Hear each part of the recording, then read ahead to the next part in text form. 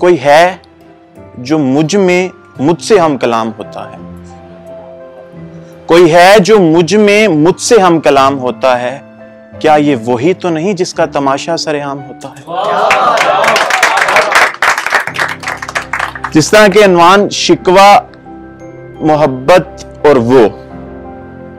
शिकवा सबसे पहले मुझे उससे है, वो आपके गोशगुजार करना चाहूंगा। निकल गया? अच्छा, हमेशा नहीं निकलती। मैं लफ्जों में ही खो गया, मैं लफ्जों में ही खो गया, बेखुदी में खुद का हो गया। आप, तुम, काश, उसके बाद चुप सा हो गया।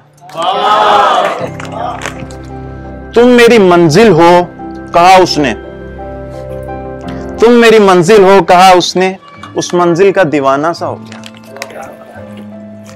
प्यार, मोहब्बत नहीं कहूंगा मैं, क्योंकि मोहब्बत सिर्फ मेरी एक्सक्लूसिव कॉपीराइट्स, मोहब्बत सिर्फ मुझे एक से है, वो मैं आपको बाद में बताऊंगा किससे है।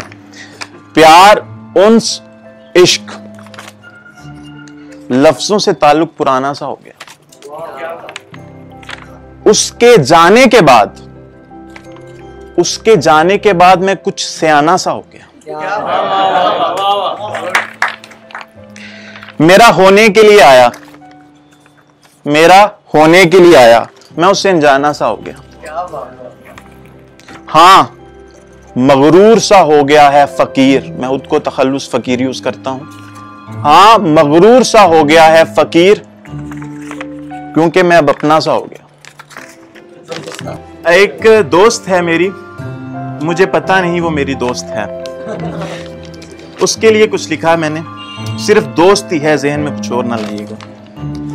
पल पल की खबर देती है वो, एक मेरी दोस्त है वो, ना सोचे ना समझे बस कह देती है वो, एक मेरी दोस्त है वो।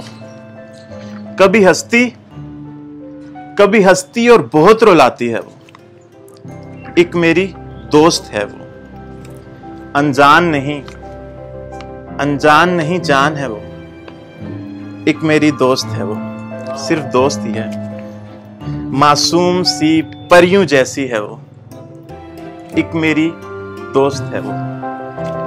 रहती है मेरे आसपास वो, रहती है मेरे आसपास वो, एक सिर्फ मेरी दोस्त है वो। इस बात पे कोई शक नहीं है, क्योंकि वो सिर्फ मेरी दोस्त है। अब मैं बात करूंगा मोहब्बत के बारे में। इश्क जो है वो मुझे हुआ नहीं है, गालिबन मुझे नहीं लगता मुझे इश्क हुआ है।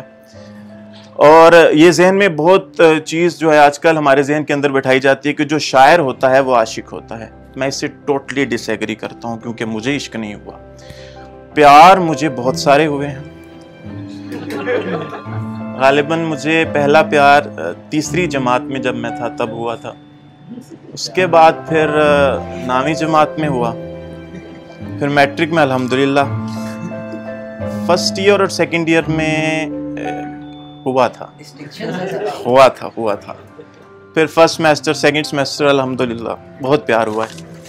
और मोहब्बत जो है वो मैंने रखी हुई है सिर्फ अपनी माँ के लिए।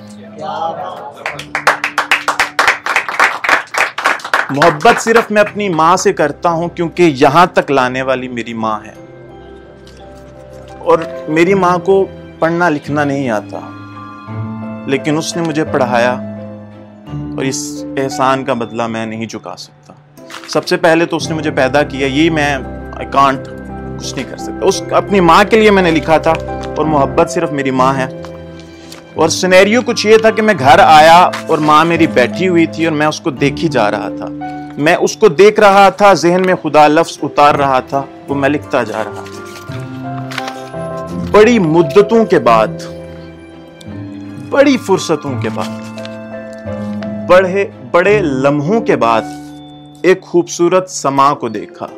आज मैंने अपनी माँ को देखा। आंखों के गिर्द स्याह हल्के, उसमें परेशानी को निहा देखा। चेहरे पर कुछ निशान देखा, जिसमें सवालों को आया देखा। आज मैंने अपनी माँ को देखा। हाथों को जब छुआ उसमें लकीरों को मिटा देखा, बाजों को जब पकड़ा तो कमजोरों नातवां देखा। आज मैंने अपनी मां को देखा। जब मुस्कुराई मेरी मां, क्या हसीन लम्हा होगा, जब मुस्कुराई मेरी मां तो खुद को बाइसे इत्मीनान देखा, उसकी हंसी में भी आंसू को रवां देखा। आज मैंने अपनी मां को देखा। माफियों का तर्जुमा देखा, आंसू का कारवां देखा, जन्नत का गुलिस्तान देखा, जिंदगी का सरो समा देखा। आज मैंने अपनी मां को देखा। ये आप लोगों के लिए, कभी मिले फुर्सत या मिले कभी लम्हा, हो कभी वक्त ए बिनते आदम और इब्ने हव्वा, क्योंकि हमेशा मैं उल्टा ही काम करता हूं। या आप ये कह लें कि हो कभी वक्त ए इब्ने आदम और बिनते हव्वा, तो देखना कभी वो सब जो आज मैंने देखा। आज मैंने अपनी मां को देखा, एक खूबसूरत समा को देखा। बहुत शुक्रिया।